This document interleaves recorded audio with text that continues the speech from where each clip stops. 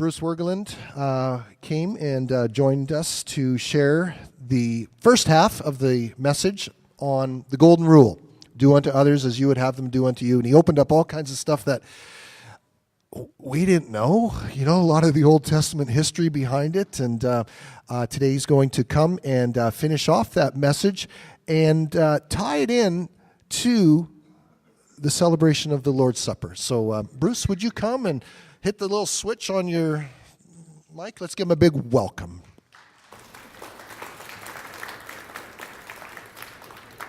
Well, I just finished writing report cards, and if you are a teacher or knows a teacher, that's like Christmas morning, ladies and gentlemen. That's the biggest birthday present. It's one of those points in your week, in your month, in your job where you just go, I did it! And the one thing that I did this time on my report cards to my grade 8 homeroom, I have 25 students, that I write a personal development comment. I talk about who they are, who they're becoming, how they're maturing, all those good things. And I opened up on every report card with the words, God is moving. Be aware. That was in that little introduction along with some other things. And I wanted you to know this morning, as I come back for a second time to see you, that I am really, really conscious of that when I'm here with you. Not only being a part of this community, but how it came to be for me to be here amongst you. And let me tell you, without giving you all the details, it began one morning at my school where I had to give devotions with all the teachers. And if I told you the whole backstory, it'd take about 15 minutes. But I am here, and I'm excited to be here, and I don't know where this little adventure that Pastor Jim and I have kind of developed together is going to end up. But I just want you to know that God is moving, not only in my life, not only in your life and in this community.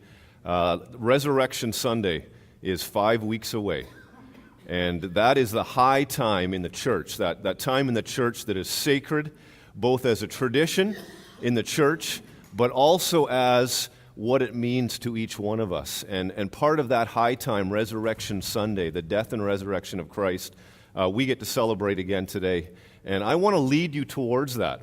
And a month ago, I introduced to you an idea of moving from hostility to hospitality, and how that tied in with love the Lord your God with all your heart, soul, mind, and strength, and love your neighbor as yourself. That piece in the Sermon on the Mount where Jesus transitions from, this is what you need to know, and now this is what you need to go out and do. And I introduced an idea of something that I don't call it this, but it kind of has this catchphrase or this name from the Old Testament and Middle Eastern culture, the idea of a blood covenant. And we talked about 7 things. We talked about the belt, the exchange of belts, the exchange of weapons, the exchange of coats. We talked about the cutting of animals. We talked about that cut on the thumb and the physical exchange of blood. And then we talked about the walk between the animals. And then finally, the pronouncement of blessing and curses. And those were the first 7. And what I want to do today is lead you into 3 more. And I want to take you deep. Those 7 were setting us up for today. And these last 3 really, I should do them in 3 parts. But I'm just going to cruise through today and do them all at once. But they are really rich, they are really full in what they have to say about what it means to be in covenant, what it means to move from hostility to hospitality, but most importantly, it's a connection with what we call the Eucharist, the Lord's Supper, communion. And that's where we're headed to, is what we're going to do together here in a little while. So we were in Genesis 15, and I just want to highlight one verse, and if we can skip down to verse 10. This is kind of at the heart of this blood covenant, which in the Middle Eastern culture was called the Caesarean covenant. And it was always between parties that weren't equal. One was stronger, one was weaker. And so God, Yahweh, comes as the stronger party and says to Abraham, or Abram, who is the weaker party, in verse 10, Abram brought all these to him, the animals that God had requested, cut them in two, and arranged the halves opposite each other. The birds, however, he did not cut in half. Then the birds of prey came down on the carcasses, but Abram drove them away. And we went on and talked about how God passed through that blood, that trough or channel or path of blood on both of their behalfs. And the reason he did that was because two parties would normally walk through, but the seriousness of this covenant was of such that Abram and God knew that if Abram walked through, he was a dead man. Because the covenant required, if you broke any part of the covenant, it would mean your life. You could do to my body what we have done to these animals if I break this covenant. And Abram knew that, and God knew that, and so God walks through with them. There's three words that are really important for us to know this morning. And we're going to say these together in just a minute, and they're Hebrew words that are directly connected to this covenant. The first one is called barit. I want you to say that. Barit. It means agreement or covenant.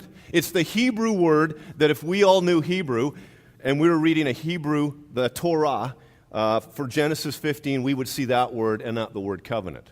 The second word is berith. Say that? Berith. Closely connected, and actually the root of berit, and berith means to cut. So covenant and cut, those words in our English language, are very, very closely connected in Hebrew. They're in the same tight family of Hebrew words. And the third word is bara. Say that word. Bara means to eat or to consume or to create. So here we've got a family of three words, and our English words that go with them are agreement, cut, to eat, to create.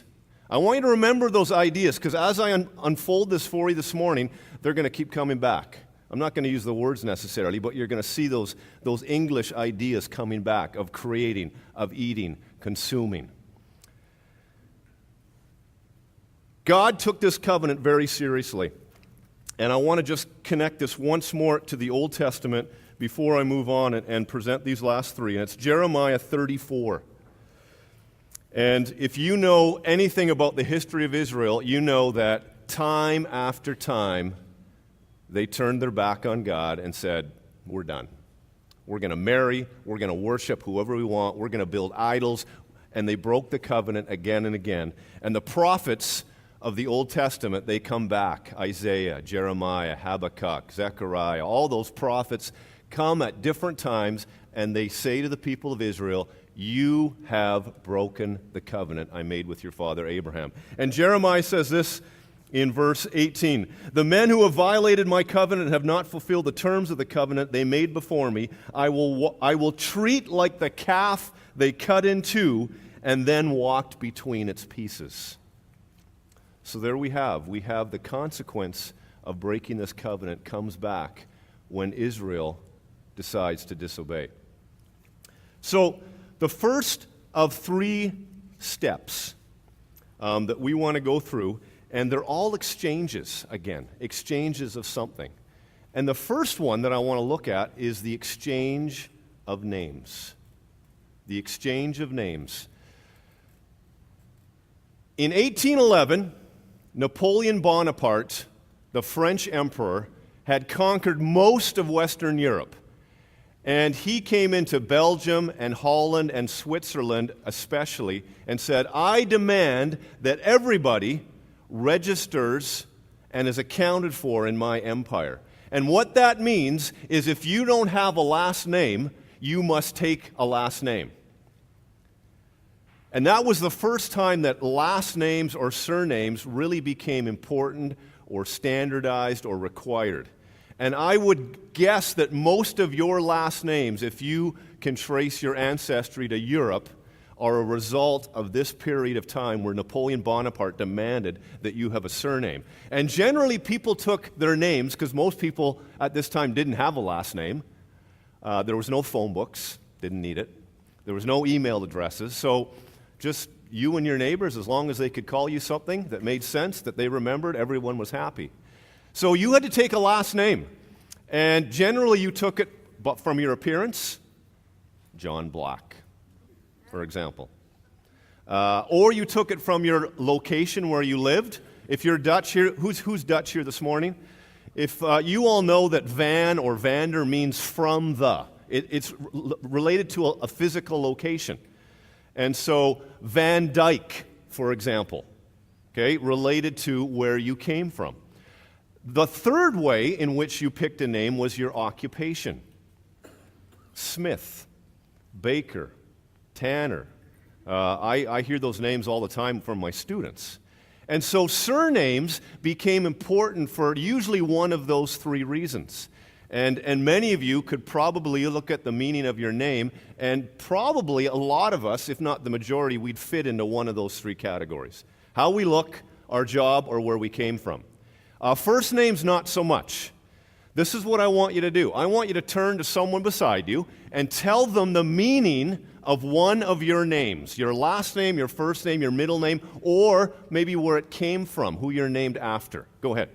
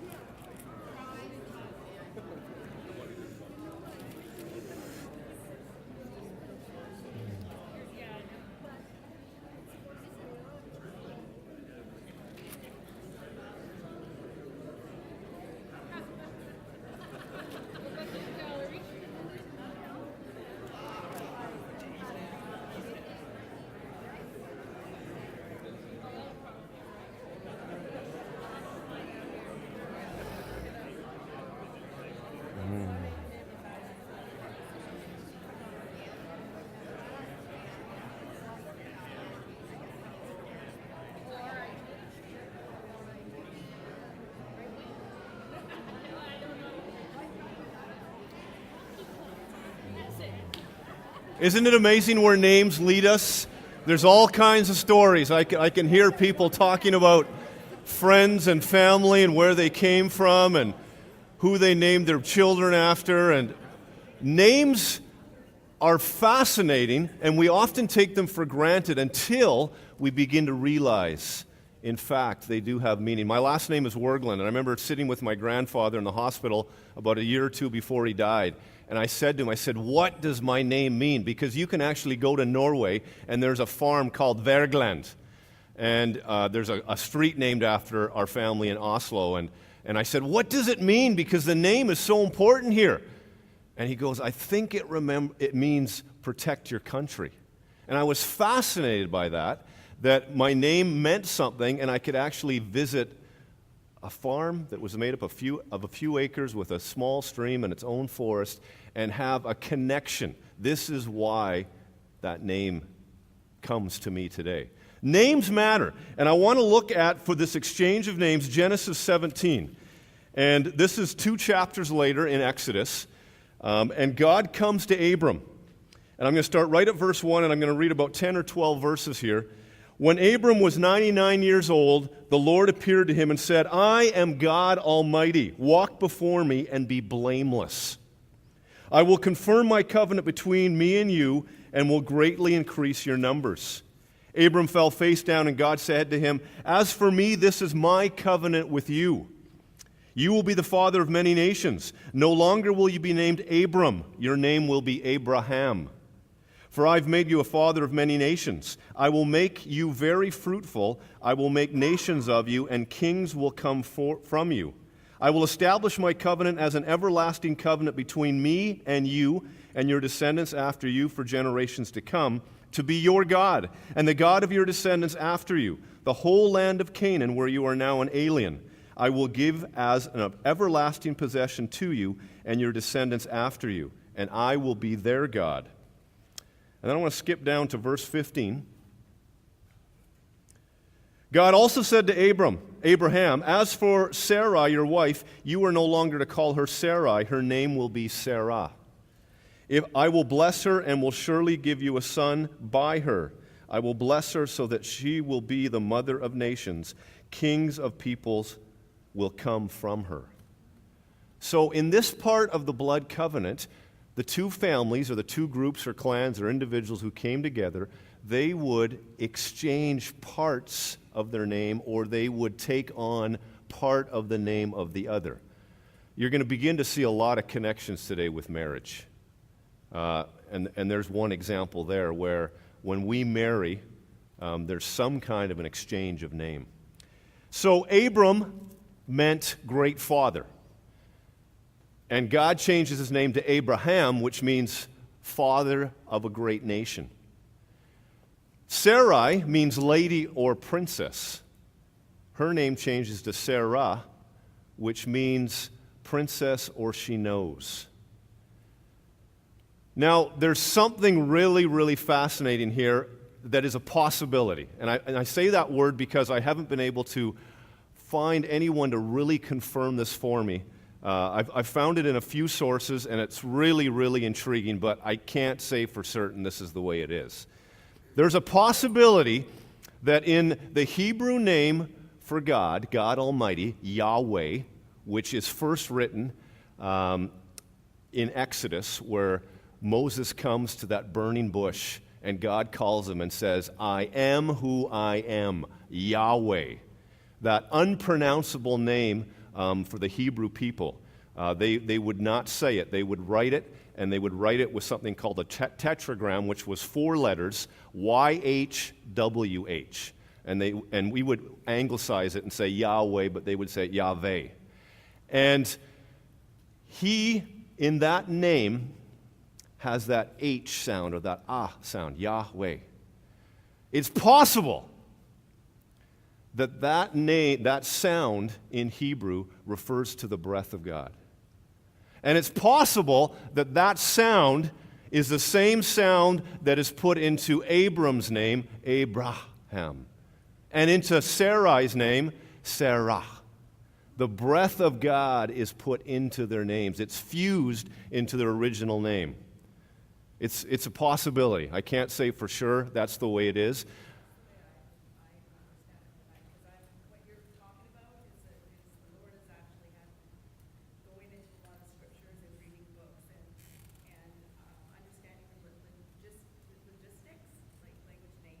Yeah. And I think a lot of it's because I'm actually a telephone operator, directory operator, ever since I was like 18 years old. So 33 years of names, right? Okay.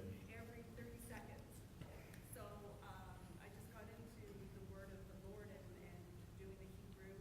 Like I got a Hebrew dictionary, Hebrew and English dictionary. And yes, Jeremiah, with anything with the A-H at the end, like Yah, because that's a Jamaican thing too, Yah, J-A-H, and that's in the Bible. So anything that way, it does come across as like you're breathing. Thank you. Thank you. What we do know for sure is that after this covenant is established, whenever Scripture refers to God in the Old Testament, most often it's the God of Abraham, the God of Jacob. So Yahweh takes on Abraham's name when reference is made to him. So there is, in this story of this covenant with Abraham, there is this strong sense that there is an exchange, just like there would be in this Middle Eastern cultural covenant. God once again says, I know you understand this covenant from your culture. I'm going to use something in it to help you understand what you and I are doing and how important this is. The 9th part of the Caesarean covenant was an exchange, not of names, but it becomes an exchange, and I just had a brain freeze here. How could I forget? The exchange of sons. The exchange of sons. And again, we could spend the whole afternoon talking about chapter 22 in Genesis. And I think a lot of you are familiar with this story. Genesis 22, Abraham now is asked to take his son. And God says, you are going to take your son to a place I've chosen, and I'm going to ask you to do something there with him. Now, before I get to this story, I want to talk about losing things. 3 years ago, I took my grade 8 students up to Lindeman Lake out in Chilliwack, and my sons weren't in school yet. Were you two there with me? All right, I've got two witnesses here. It all becomes a blur when I have students that I do this with every year. So Esther and Emma were there, and my two sons weren't in school, so I brought them along. And in fact, my one son, Zach, is here this morning. But my younger son, Benjamin, was there. And we went up. It's about a 45-minute hike straight up the mountain to Lindeman Lake. And my sons asked if they could walk ahead of me. So I was at the back of the line of about 30 of us, and I had a student who was at the front of the line because he had been there before and he knew the trail and he was leading us up. And we got to the top and we're looking at the lake and it's beautiful and everyone's a little bit tired, and I'm looking around for my boys and I see Zach and I'm looking for Benjamin and I can't see him. And I start asking my students, have you seen Ben? No, saw him a few minutes ago. Well, to make a long story short, after 45 minutes, he's nowhere. We're the only ones at the lake. It's a Thursday morning. It's not a weekend. There's no one else there but us. And I am going crazy. And if you've lost something, especially a child, you know what that feeling is. You want to throw up. You just want to lay down and curl up and die because there is nothing that you can do. Every once in a while, when one of my kids kind of wanders off and I'm not sure where they are for a period of time, that feeling comes back, and I want to throw up. And I remember being there after 45 minutes of us yelling. I sent 25 kids in every direction. I mean, we covered acres of lakeland and forest land, and he's vanished. And I got to the point where I said, God, I don't know. I don't know what to do. Here I am responsible for 25 students, and I've lost my own son.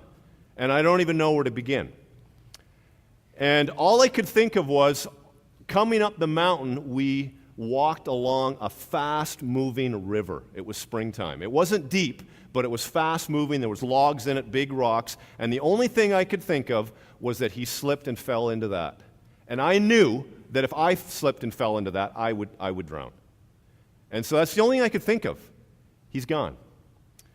And we were coming to the trailhead, and a couple walked up. And I just said, hey, any chance you've seen a small boy? And we said, actually, yeah, there's a small boy sitting down beside a bus at the bottom of the trail on the road. And so I ran down that mountain, and I found my son sitting, throwing rocks right outside the door of the bus. And what had happened was, Sam, who was leading the group, one of my students, he'd gone off the trail into the bush a little bit, kind of followed a trail that looked like a trail, went off about 100 meters, realized he was on the wrong trail, and then cut through the bush back.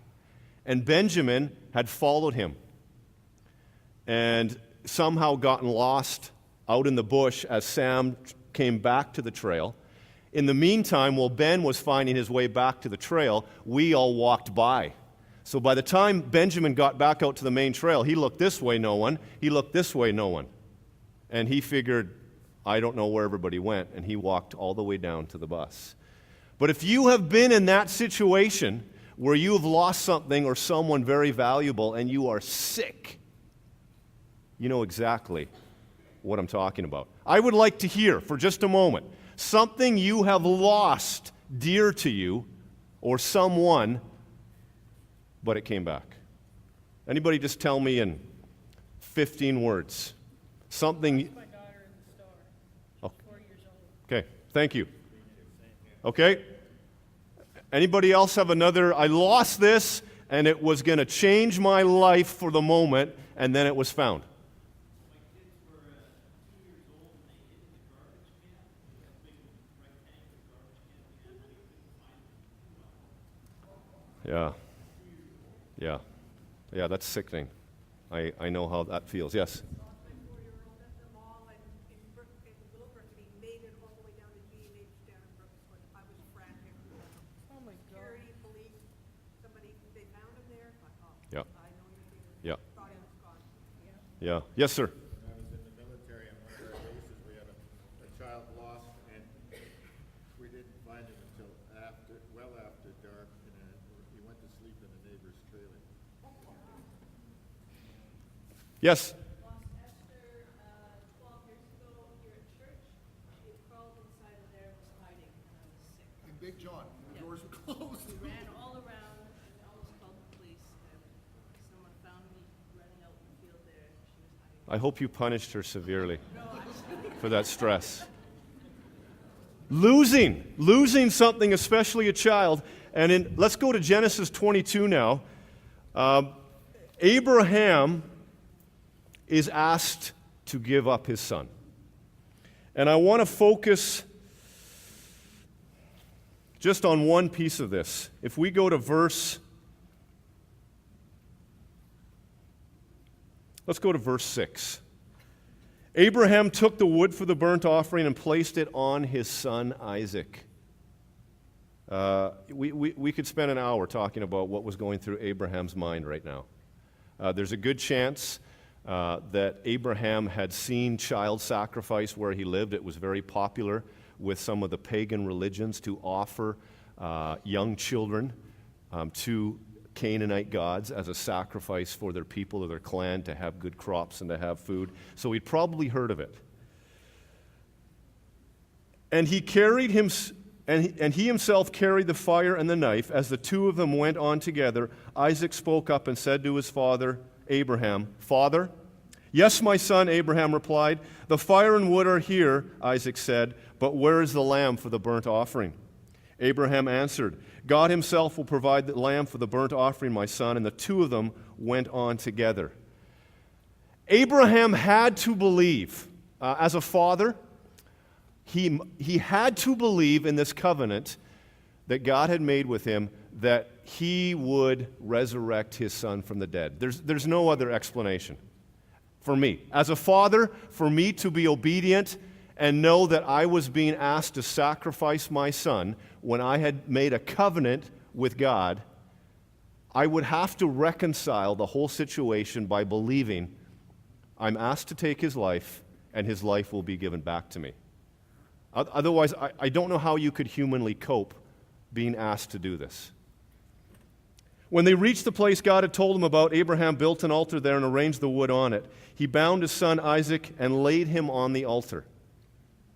Bound his son. Let's think about Isaac for a moment. Really interesting if we were to spend time and look at what happens to Isaac after this. Imagine being bound by your father. You now realize, you probably heard the stories of the covenant. You knew what the covenant was. You knew what was going on now. And you knew that this was your fate. This is what your father had been asked to do.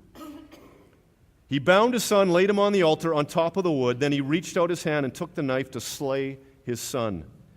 But the angel of the Lord called out to him from heaven, "Abraham! Abraham!" "Here I am." I'm sure there was a sigh, just an incredible weight. "Here I am. Pick me. Hurry up. I've been waiting. It's about time. Do not lay a hand on the boy," he said. "Do not do anything to him. Now I know that you fear God because you have not withheld from me your son, your only son." After this experience, if you were to read the rest of Genesis, Isaac just kind of fades into the background. Isaac gives birth to Jacob, who has 12 sons who create the nation of Israel. But Isaac's role in this whole journey just kind of becomes back burner stuff, just secondary. I think something fundamentally changed in Isaac as a human because of this. It changed him for the good or the bad, but definitely he is not that vibrant, outstanding, great leader like his father or his son would be. This changes Isaac. But what is most significant here is in verse 2, which I didn't read, it talks about Mount Moriah. That's where they go to do this sacrifice. Now, this is going to blow your mind.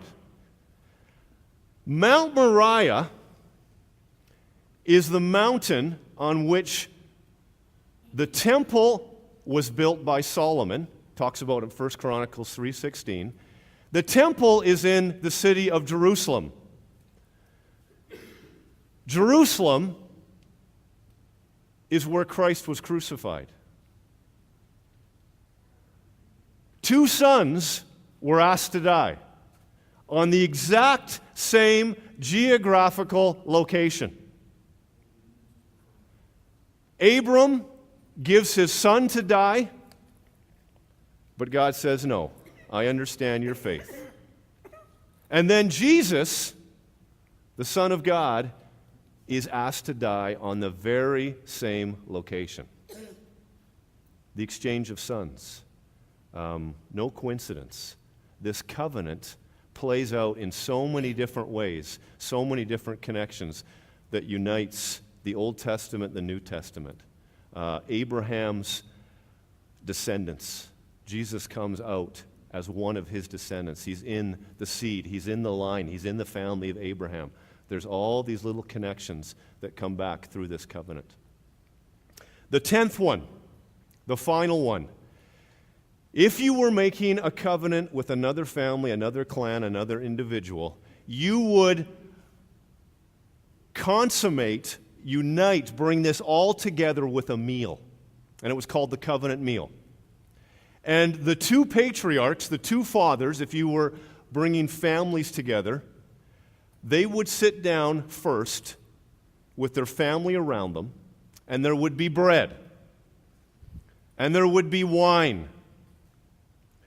And together, they would hold up a piece of bread and put it into the other's mouth and say, "This is my body." That was covenant language of these Eastern covenants. And it came back to this idea that you and I are united. We are one. I will protect you. I will watch your back. I will adopt one of your sons into my family. I will give you one of my sons. I will take part of your name. Your identity becomes my identity. Everything we are, you are now going to consume, digest, take in who I am. And they would put that bread into their mouth. Then they would take a cup of wine and they would put it up to the lips of one another and they would say, "This is my blood." And again, this idea of complete unity shown in a very tangible, physical way over a meal. And that was part of Middle Eastern covenants. Which brings us to our final passage in Luke. And this is where it all comes together. Jesus took, we're going to be in verse 19, 22 verse 19. And he took bread, gave thanks, and broke it, and gave it to them, saying, "This is my body given for you. Do this in remembrance of me." In the same way, after the supper, he took the cup, saying, "This cup is the new covenant." The new covenant. Not the old covenant that was made with Abraham. This is the new covenant. "In my blood, which is poured out for you."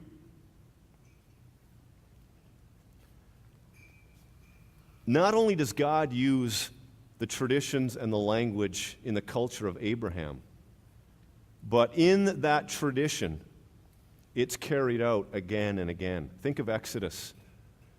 The people leaving Egypt. What do? They sacrifice a lamb. They spill the blood. They wipe it on the door, lintel, and posts. It becomes a sign of protection. Then we look at the temple. Every day at the temple, a blood sacrifice would be made for the forgiveness of sin. And then Jesus comes along and he uses the very same covenant language. And now he says, "It is my blood I am the Lamb. This is a new covenant. We are taking everything that has been started and come down through the history of God's chosen people, and I am going to cement it. And Jesus becomes the walking, talking covenant. He says, in me, you see the covenant. In me, you see a change from hostility to hospitality. In me, there is protection and identity, and you are saved. And this covenant that we celebrate together is that constant reminder. When we come to this table in a little while, we do it together. It doesn't matter how much money you make. It doesn't matter if you're 18 or 80. It doesn't matter if you're male or female. It doesn't matter about your ethnic origin, where you were born. We are united in an act of hospitality, of doing something together, if we claim that Jesus is the one who makes that new covenant with us. And so this celebration that Jesus gave us in Luke becomes the final piece of this blood covenant that started with Abraham.